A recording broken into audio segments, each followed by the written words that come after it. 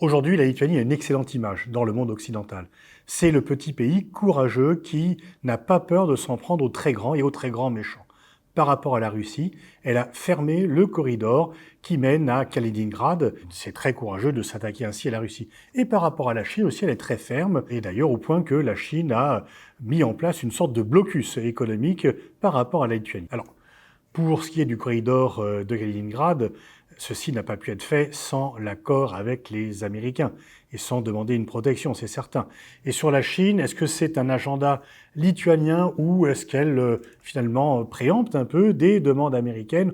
On voit en tous les cas que ces gestes diplomatiques ne peuvent pas déplaire aux États-Unis. Et en fait, parmi les pays européens, la Lituanie est bien sûr le pays parmi les plus hostiles pour des raisons historiques à la Russie et également le pays qui est l'un des plus proches de la diplomatie américaine. Mais derrière cette image très positive, qui permet des commentaires très laudateurs dans les médias, il y a une image qui l'est nettement moins, et qui pose problème, au point où on peut se demander si la Lituanie n'est pas un peu finalement le maillon faible de l'Union européenne. Ainsi, la Cour de justice de l'Union européenne a conclu que la loi lituanienne qui permet de refuser à une personne demandant une protection internationale le droit d'asile et de la placer en détention automatique au seul motif qu'elle a franchi illégalement la frontière, ce que beaucoup de réfugiés font, n'est pas compatible avec la législation de l'Union européenne. Et le directeur Europe de Amnesty International, Nils Muižnieks, dit « Si la Lituanie accueillit à bras ouverts des dizaines de milliers de personnes ayant fui l'Ukraine,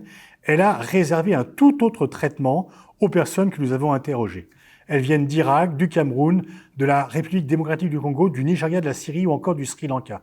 En Lituanie, des milliers de personnes, réfugiées et migrantes, ont été placées en détention de façon arbitraire et ont été soumises à des traitements inhumains.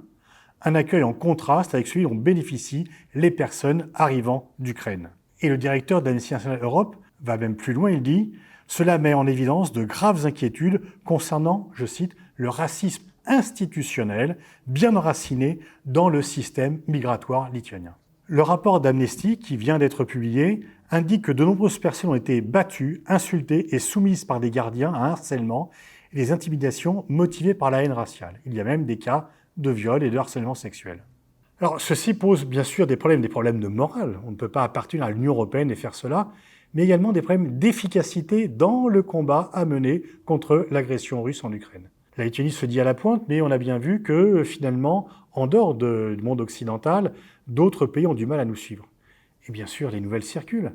Les gens en Afrique savent très bien, même si on n'en parle pas beaucoup en Europe, mais les nouvelles circulent au-delà des médias, eh bien les gens en Afrique savent très bien que leurs frères sont finalement violentés, insultés, agressés lorsqu'ils vont en Lituanie, qui accueille à bras ouverts les réfugiés ukrainiens. Et ce deux poids, deux mesures interdit à la Lituanie de mettre en avant les valeurs universelles pour motiver sa politique. La Lituanie se permet de donner des leçons de morale aux pays qui ne sont pas assez offensifs contre la Russie, mais elle-même vient faire perdre en crédibilité. S'il n'y a que le monde occidental qui déclare des sanctions contre la Russie, celles-ci seront peu efficaces ou insuffisamment efficaces. Et si les pays occidentaux se comportent de telle façon, l'arbitraire pour le Sud et l'accueil bienveillant pour les gens qui sont blancs et blonds, eh bien effectivement, notre discours ne passera pas très longtemps les frontières. L'avantage d'Amnesty International, Amnesty est né dans le monde occidental. C'est une création occidentale. Mais Amnesty International s'est universalisé. Et lorsqu'elle prend la parole, eh bien c'est crédible parce qu'elle critique aussi bien le traitement, les crimes de guerre que la Russie fait en Ukraine, que le traitement des Ouïghours au Xinjiang par la Chine, que les abus en Arabie Saoudite, en Israël et par tous les pays. Et donc Amnesty n'a pas un discours à géométrie variable concernant les droits de l'homme, et c'est pour cela qu'elle est crédible. Et les accusations qu'elle porte sur la Lituanie, même si les médias n'ont pas voulu y faire un grand écho, parce que voilà, ça serait porter atteinte à la solidarité occidentale, ça serait affaiblir le combat contre la Russie. Critiquer la Lituanie pour ce qu'elle fait, ce n'est pas affaiblir le combat contre la Russie, c'est au contraire le renforcer, parce que nous ne pouvons pas laisser se diffuser la nouvelle que nous mettons en avant des principes universels pour les fouler quand ça nous arrive. C'est ça qui vient décrédibiliser le discours occidental.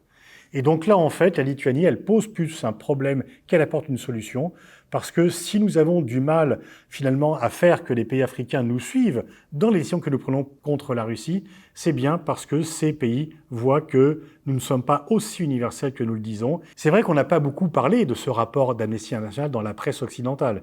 Il y a la crainte de venir affaiblir la lutte contre la Russie, dont la Lituanie est finalement un fer de lance. Mais c'est l'inverse. C'est l'inverse. Si nous faisons silence là-dessus, alors que les nouvelles circulent quand même, et que les peuples africains sont tout à fait au courant de cela, nous n'allons pas renforcer notre combat, nous allons le diminuer, parce que nous ne serons pas crédibles lorsque nous parlons des valeurs universelles. On ne peut pas parler de valeurs universelles et demander à faire adhérer, à nous faire suivre sur ce point, et ne pas les respecter nous-mêmes, et mettre en avant, comme le dit Amnesty International, un racisme institutionnalisé et des traitements inhumains à destination de populations qui sont africaines ou musulmanes. Ce que fait la Lituanie par rapport aux réfugiés, c'est une tâche sur l'honneur de l'Europe, et donc je crois qu'il faut au contraire en parler pour la faire le plus rapidement possible, changer d'attitude, tout ceci d'ailleurs pour renforcer la crédibilité du discours moral contre la Russie.